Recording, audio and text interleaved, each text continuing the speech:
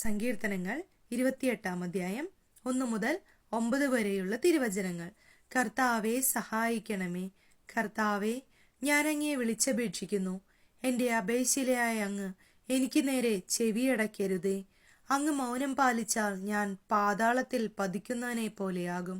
അങ്ങയുടെ ശ്രീകോവിലിലേക്ക് കൈകൾ നീട്ടി ഞാൻ സഹായത്തിനായി വിളിച്ചപേക്ഷിക്കുമ്പോൾ എൻ്റെ യാചനയുടെ സ്വരം ശ്രവിക്കണമേ. ദുഷ്കർമ്മികളായ നീചരോടുകൂടെ എന്നെ വലിച്ചിഴക്കരുതേ.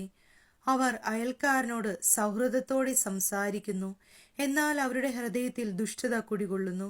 അവരുടെ പ്രവൃത്തികൾക്കനുസരിച്ച്, അവരുടെ അകൃത്യങ്ങൾക്കനുസരിച്ച് അവർക്ക് പ്രതിഫലം നൽകണമേ.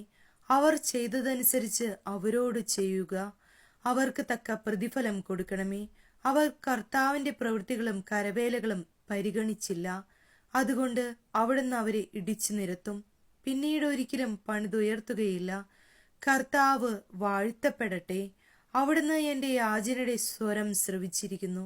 കർത്താവ് എൻ്റെ ശക്തിയും പരിചയവുമാണ്. കർത്താവിൽ എൻ്റെ ഹൃദയം ശരണം വയ്ക്കുന്നു, അതുകൊണ്ട് എനിക്ക് സഹായം ലഭിക്കുന്നു. എൻ്റെ ഹൃദയം ആനന്ദിക്കുന്നു. ഞാൻ കീർത്തനമാലപിച്ച് അവിടുത്തോട് നന്ദി പറയുന്നു. കർത്താവ് സ്വന്തം ജനത്തിന്റെ ശക്തിയാണ്. തന്റെ അഭിഷിക്തന് സംരക്ഷണം നൽകുന്ന അഭയസ്ഥാനവും അവിടുന്നാണ്. അവിടുത്തെ ജനത്തെ സംരക്ഷിക്കണമേ. അങ്ങയുടെ അവകാശത്തെ അനുഗ്രഹിക്കണമേ.